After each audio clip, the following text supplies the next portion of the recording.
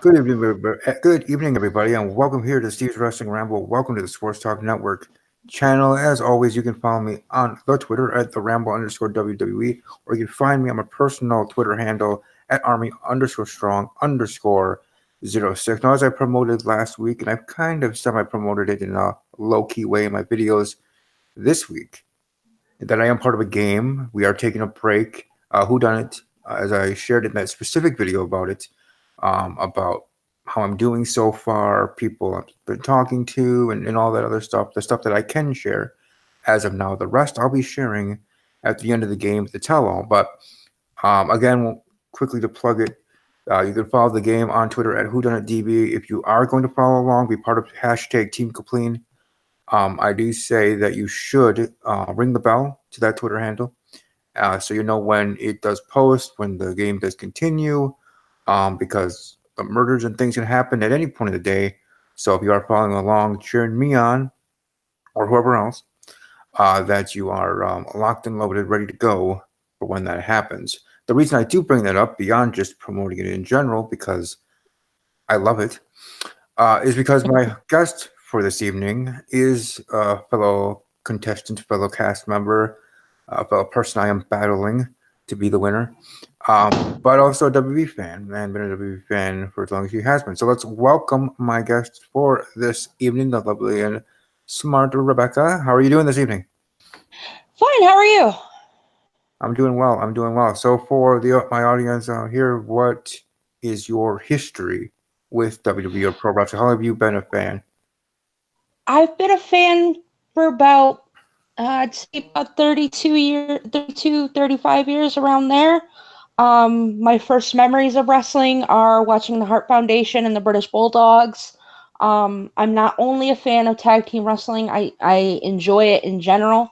So yeah, that's my fandom basically. You've been fan 30 plus years. I myself, since I was age 4, so about 28 years myself. Now, for you, from your fandom from the start to now, what would you say be like good, bad, uglies to you in regards to how the business has changed and maybe how your fandom has changed from then to now? My fandom's broadened. I used to be a diehard WWE fan for oh, many years, but then WCW came along. Now there's New Japan. Now there's Ring of Honor. Now there's AEW. It's basically a smorgasbord for our fans, and I think it's a great time to be a wrestling fan. Now, in regards to AEW, just a quick thing to branch off from there.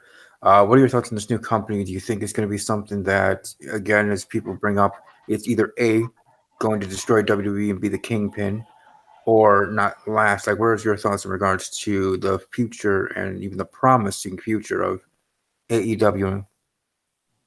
I actually want it to be somewhere in between. I want it to succeed, but I also want there to be variety within the industry itself.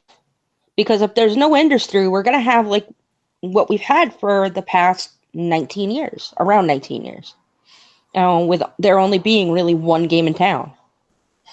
And variety is the spice of life, so. And with variety in regards to context of WWE, having competition, whether directly or indirectly in general, as AEW hopes to be, and I'm sure the wrestling fans want that, is WWE to step up their game, better storylines, creating Exactly. characters, doing that stuff, because that's how the Attitude Era was came in existence. Because Vince McMahon being the pressure of WCW, and when that came along, Right. I was one that was those. I was that guy that was changing channels, watching Nitro for an hour, and then Raw came on, and then back and forth. So that was my weekly thing, um, Yep. where I enjoyed the NWO more than DX for a time period, uh, Agreed. where though secondary characters, I enjoyed WWE more than WCW. I was, in the end, a team WWE guy. Um, but okay, because I didn't know if there was in general in regard to your fandom from being younger to older, as in like for me when I was younger, believing in everything. Like me, I was scared to death of Kane. Um, Yep. in his debut, I think his and Jericho's are the best debuts in WWE history. Um, and then as I get older and learning background things and backstage things. I mean, and maybe being a little too markish about it, um, Right. and stuff like that. That has changed me in regards to the fandom, let alone in me being a journalist and me having this podcast. So, in that way, has it changed for you in regards to how you see it as a kid to an adult, or is it just as what you already spoke of? Well, everybody matures as a person. I mean, eventually you're going to get that bubble burst that, hey, this isn't quote unquote real fighting. But being knowing someone in the business now, you tend to care about it more. You tend to want it to advance more just as an art and as an industry so you can see people succeed. I Yeah. mean, I don't think I'm just a fan anymore. I'm sorry, go ahead. No, no, that's fine. You can continue. I was just gonna say in regards to answering that or reacting to that. I can see that being the point for most people. Um, like you said, you get to that point where that bubble is burst.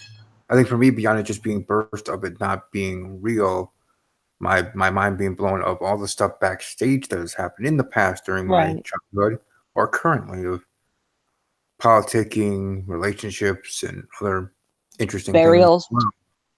as well. Yeah, burials.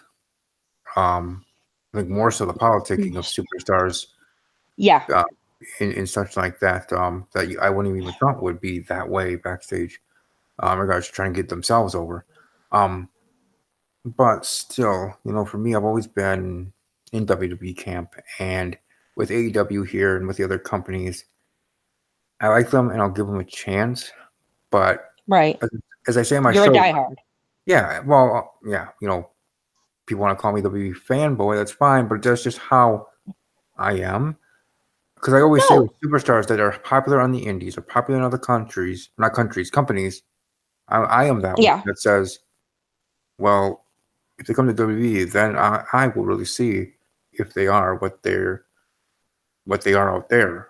If they can swing it and hack it here in WWE, then they deserve all that praise they got in the indies. If they can't, then all that was not as big Warranted. or real or warranted as I thought. Again, for me, my thinking. So it's not Well, trying to diminish them. It's just for me, it's seeing them in that big pond. Then from quote unquote a little pond or a different kind of fan base. to counter your point here, there are people who have made great names in other promotions that are floundering here in WWE, but a lot of people don't think that they have the machine behind them. I'll make a perfect example, Ricochet. Ricochet has been an indie darling for God knows how long. And now that he's in the WWE, he's having great matches. Look at his matches with Cesaro. They're absolute barn burners. But he doesn't have the promotion behind him. And I don't know if it's because Vince doesn't like indie guys or what, but I think if everybody was on an even playing field, under like a Triple H administration, I think you would see that a lot of these indie darlings would get a better response from WWE fans. Do you think that's the projected forecast in regards to the landscaping of WWE when Triple H does take over? That things for those type of superstars or in general will get more of a real chance because right now Rusev and Nakamura are MIA. I'm worried about Velveteen Dream if he ever comes to the main roster. Like in regards to Vince McMahon, Exactly. that maybe when Triple H takes over and is the boss, him and Stephanie, that things will be shown more in regards to those indie wrestlers, indie darlings, Right. and how they actually do Well, have not it. just the indie darlings, but guys that are just floundering in the mid card, like you said, like a Nakamura, like a Rusev.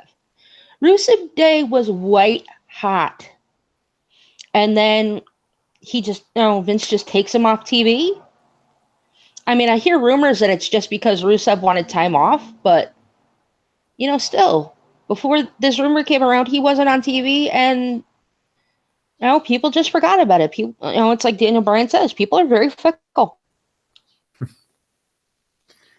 Yeah, because I know I've definitely seen or at least the Instagram post in regards to his wife Lana, but for himself, I haven't really seen too much action on social media or otherwise. So maybe he is just taking days off. I mean, Ronda Rousey's taking a year off, who wanted to start a family Well, yeah, and stuff for herself, but for superstars like Rusev or what's going on with Nakamura, AJ Styles making it clear he signed his final contract in WWE as re-signing. Um, the the club, Gallows and Anderson, are have refused a contract, so they might be leaving. So a lot of things and stuff going on because of AEW, because of that company, because of other right, factors as well. But still, WWE is that big a machine where we'll be able to move on. Moved right, on when The Rock left for Hollywood, moved on with superstars from our generation, retired or otherwise, um, transitioned to other positions, let's say. Um, right, but it will move on now with superstars, whether they have a real reason to be disgruntled or not, to go to AEW. The one thing I don't like with AEW, that's a little too, or seems like, again, from my perspective, copycatties in regards to Cody Rhodes or Cody and his wife, trying to be the Triple H and stuff of AEW, at least in character wise. And I don't know. I think that's just a little cut and dry, cut and paste kind of thing. um, there is a bit of copycatting around, but imitation is the sincerest form of flattery. Um, I I think Cody has been heelish for a while, even when he had the Ring of Honor and was telling people to kiss the ring. Yeah, I think this persona has been in the making for a while. But again, imitation is the sincerest form of flattery. which is never a bad thing. Exactly. That's for sure. Excuse me. But anyways, to our actual stuff to bring up in that regard is to Stomping Grounds. The Stomping Grounds this Sunday, 6 p.m. Not last night, tomorrow night. I know people did get those notifications. I know I was one of them, saying the show was starting and kicking off and watching the WWE Network. And it even got me for a little bit because I had to check and see that it was for sure on Sunday. Also, after Stomping Grounds, so WWE 24, exclusive in regards to the year of Alexa Bliss, Little Miss Bliss, the second best, I'm sure you'll be watching. second best female superstar in WWE behind the Queen Charlotte Flair and ahead of Mandy Rose and Carmella, top four. So, well, there's my top four for the women's division. Anyways, Alexa Bliss's story for the past year, I shall be watching it for sure. But let's start with a kickoff match, or what match I would assume to be on the kickoff because they don't really respect the cruiserweight division as much as they should. That's Right. Agreed. yeah, exactly. WWE Cruiserweight Championship match. We have Tony Nese versus Akira Tozawa versus Drew Gulak in a triple threat match for said Cruiserweight Championship. So, Rebecca, who do you have winning this matchup and why? I actually have Drew Gulak. And a lot of people are saying that Gulak was sent to 205 Live to kind of take the ball and take that division on his shoulders. So I think making him champ would be the best way to give him that status. I agree. I'm going with Drew Gulak, changing his character being, well, definitely being English. I think this would be great for him. I've said ever since Neville left WWE that he should have been then the next cruiserweight champion. Um, that should have been the way that it went. And we had Enzo go into the division and other things going on too. But Drew Gulak, my prediction as well. Hopefully he does win, and I'll certainly be cheering for him in regards to fan wise. Moving right along. SmackDown Tag Team Championship match: Daniel Bryan and Rowan versus Heavy Machinery. A tag team that I have some Speaking mixed. of heavy machinery, as you hear in the background, Yes, but Daniel Bryan and Rowan versus Heavy Machinery for the SmackDown Tag Team titles. Rebecca, who do you have? Who do you have for this one? Is it a title change or not? No, I think Brian and Rowan are gonna take this at least to SummerSlam. Uh, they've got great heel heat on themselves right now. Why stop a runaway train? I agree. And to be quite honest, in regards to the whole show, I don't see. Well, at least I really don't see too many titles changing, let alone any. And here's one for sure. See, tag team championship staying with Daniel Bryan and Rowan. I'm getting the win there. Big E and Xavier Woods facing off against Kevin Owens and Sami Zayn. Who do you get for that one? I think it's going to be Sammy and Kevin for the same exact reason. They've got great heel heat on them. Again, runaway train. For me, I'm gonna go with Big E and Xavier Woods in regards to this whole, well, in regards to New Day, and later on in the show we're gonna have WWE champion Kofi Kingston facing off against Ziggler in a steel cage match.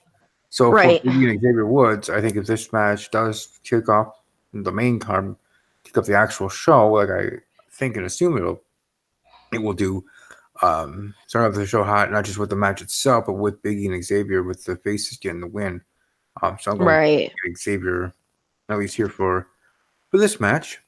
Moving right along, United States Championship match: Samoa Joe versus Ricochet, 1-on-1. You see Ricochet winning a title, or Samoa Joe just keeping trudging on the champion? As much as it saddens me, I love them both. It'd be like picking my children, but I don't think titles are going to change hands at such a small pay-per-view. So, got to go with Joe.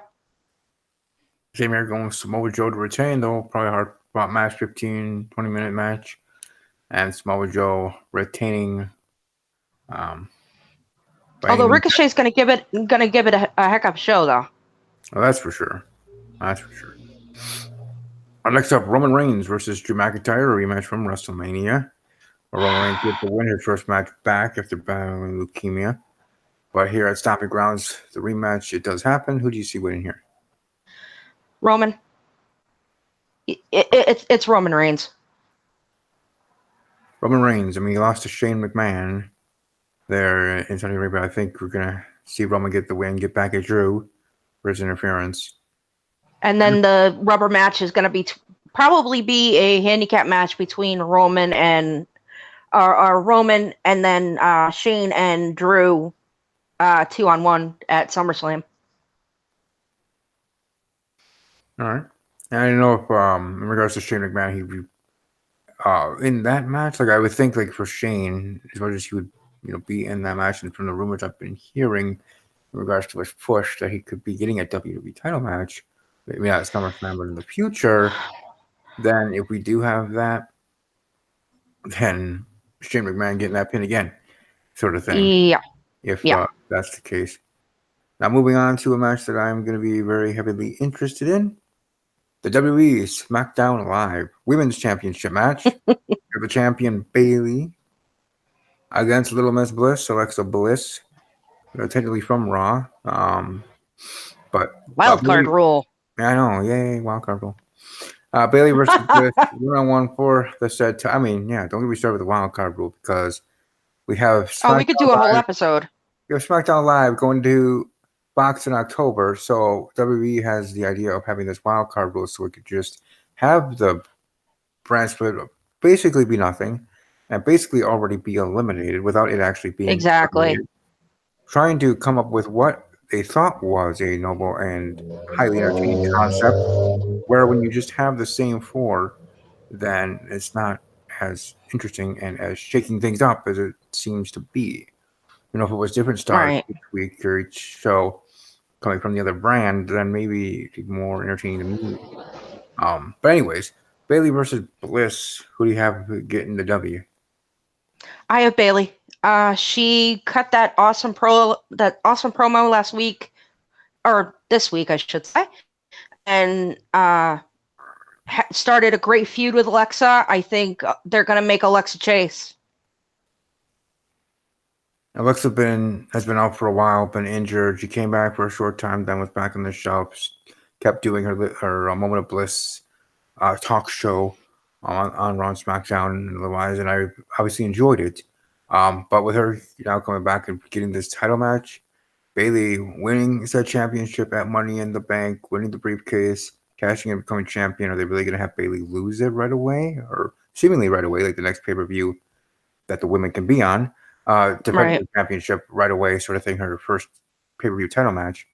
I don't think so. I mean, as much as I'm a big fan for Bliss, and I'll be cheering for her, wanting her to win, but my journalistic prediction and trying to realistically thinking and seeing it has Bailey getting the W. And as a side note, Bliss's promo part, or Alexa Bliss's part of the segment in her promo with Bailey, again I think was deliberately to Sasha Banks, but directed to Right. Bailey in character in storyline form. So that was actually an extra cherry on top for me as a Bliss fan because Sasha Banks is whatever. Anyways, moving right along with the Raw Women's Championship match. Excuse me. The champion Becky Lynch facing up against Lacey Evans. And who do you have winning in this one? I have the man. I don't think Lacey's ready. I don't think she's ready for prime time. I think she's great on the mic. I just don't think that the machine is behind her yet. I think for me, it's less the machine not being behind her. I think it's more for herself actually feeling ready to becoming the champion. Like she does have the star quality, and her character um, being what it is something that I have enjoyed and have actually grown to like a little bit. Still needs a little bit more structuring to it, and for her a Right. little bit more, um, just to grow a little bit more, like build a little bit She more. needs more seasoning. Yeah, just like that. Like just get to a point where not only does the company feel that she's right for that position, but even herself, truly. Right. Because as much as anybody wants to be a champion at any time, whether night one when they come to the main roster or NXT, some and most realize it does take a process. And for Lacey Evans, as much as I've had enjoyed her, and she certainly has improved in my eyes, from the way she was debuted to now, and how she was then to now. Still, I don't think it's time yet again, as you talked about earlier, it being stomping grounds and not a bigger pay per view. That it probably won't be happening. But then again, I don't want to be talking on both sides of my ass because I have said in past pay-per-view predictions and just in general on the podcast that WWE should try as much as they can make all pay-per-views relevant and all pay-per-views something and all pay-per-views somewhat must. I know you can't do that all the time. I mean, there are ones that are bigger, and that's the reason for that. But still, these B-level pay-per-views do deserve respect and do deserve to have quality card and I wouldn't lineup. even consider this B level. I mean, with the amount of hype that they've not given this, I wouldn't even call this B level, which is a shame. Right. So it's not even a B plus player, huh?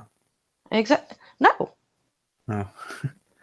No, I respect that, and it's just, but just in general for me, I think that's what we should start doing more of in regards to B level or other level pay per views, Agreed. and giving them a little bit of their own seasoning and flavor, and try to give it more of a intrigue, and not have it so obvious in regards to predictions, and more Right. entertaining in regards to the actual show that you produce.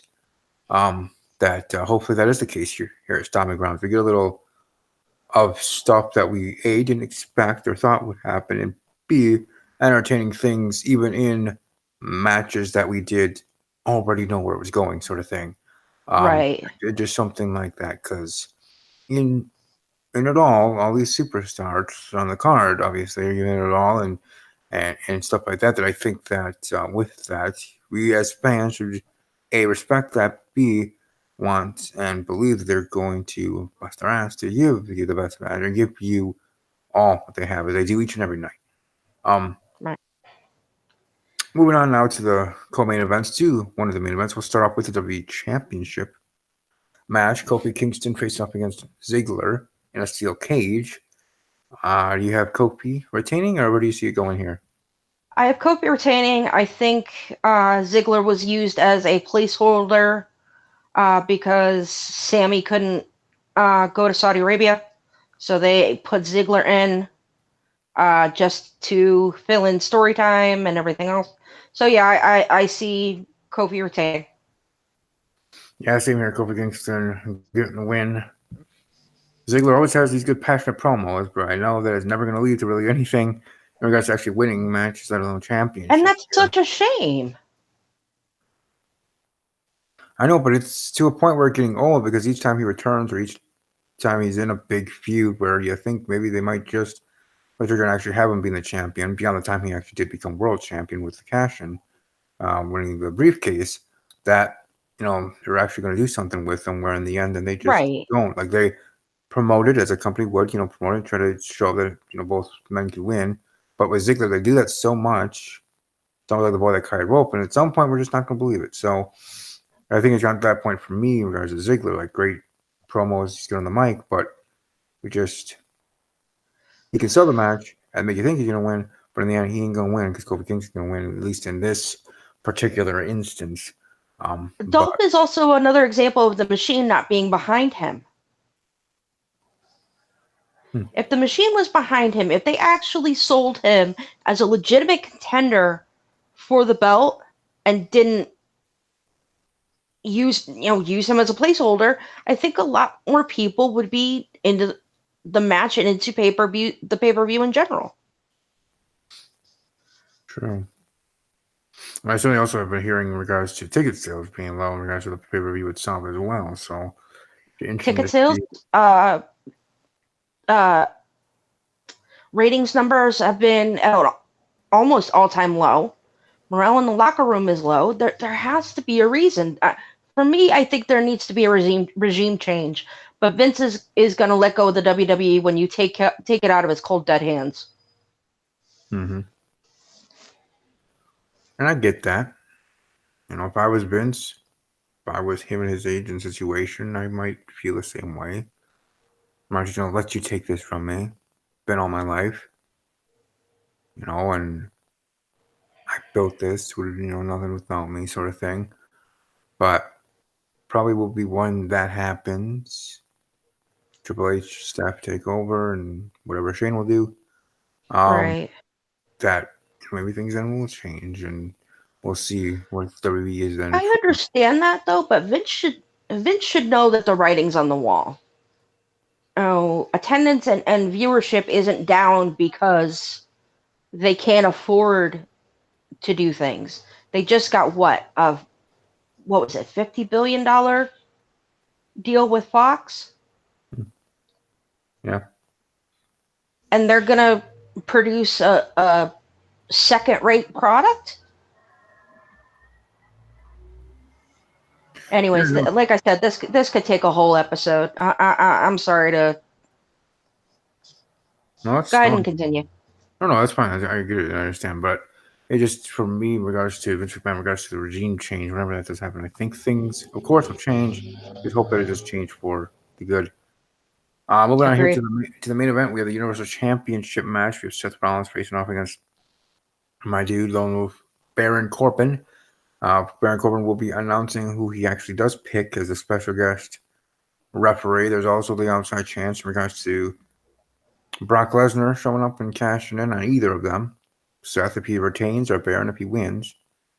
Um, but in regards to the match itself, special guest referee, how do you see this all going down? Um, I see Seth retaining. I don't see Brock cashing in because I don't think he would do that until a major five pay-per-view, which the next one will be SummerSlam. Uh, Either Rollins will win clean or he'll win because Baron gets disqualified. My prediction is going to be Rollins winning clean. As regards to special guest referee, I've been hearing of many names in regard, and even Brock Lesnar's name himself, who Yeah, Baron Corbin would pick. Which, in character for Baron, that would kind of be dumb for picking Brock. I mean, part of him would be picking it because Brock would be a pain in the ass to Seth, and I'm sorry for the briefcase. But then also, why would Baron pick Brock? If Baron wins, then Brock's just right there to F5 his ass. So, exactly. as well. So it's one of those. I don't think it's Brock. It's not going to be Paul Heyman. I think. I think it'll be somebody like Elias, somebody within that stable. Yeah, I was thinking Elias, or maybe just someone random, maybe someone just to get on TV, like a Heath Slater or something. He's been refereeing before, so I don't know, just Yes, he has. something even something simpler like that. Then, but if it's not gonna be Elias, you know who then it should be is Drew McIntyre, who had a match earlier against Roman Reigns, or at least in the night it'll be earlier, um, and have him be the referee and maybe try to help him win instead of Right. beating the odds because to be quite honest, the only matches that I see could have title changes, though I didn't predict it. What could have title changes is the Universal title with Baron Corbin with help Drew McIntyre, if in the end he is, or someone from the stable, as you brought up, as a referee, which, hey, that also throws in Shane McMahon himself. So, um, either way, Baron Corbin winning the Universal title, or Alexa Bliss winning the SmackDown Women's title, even though I explained in regards to her injury and that probably not being what's going to happen.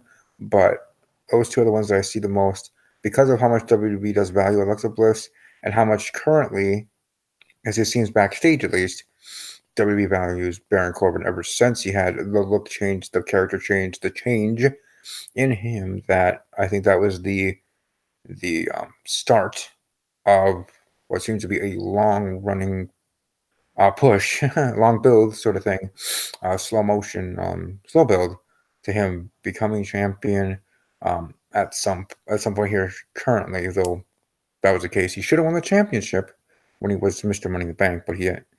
Um, but I hope that's the case. Like I said, I do enjoy Baron, and I will probably enjoy this pay per view as long as it's just entertaining, as long as the matches um, are good, and as long as we have some surprises. Whether it's surprises of people showing up, surprises of titles changing, surprises of whatever. Just something that gets our attention, something that, as WWE would usually do, have something that people are talking about afterwards on social media with friends, on podcasts, whatever. However, just getting the word of mouth out, which is great for any company, even big ones like WWE. So I think that'd be best. That'd be great. And I certainly am wondering because I think the biggest thing that could happen is Brock Lesnar cashing it.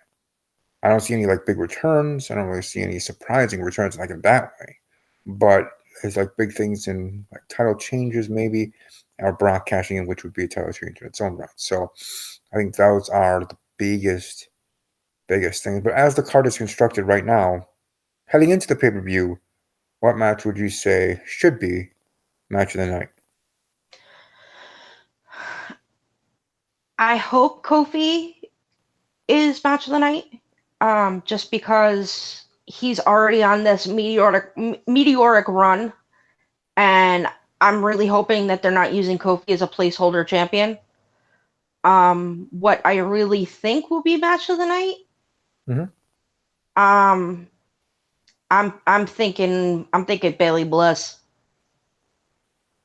So that's what I'm hoping to be match of the night. I love that as a fan of Bliss, and in general, just the match and the way it was built, or the storyline in regards to the build of the match.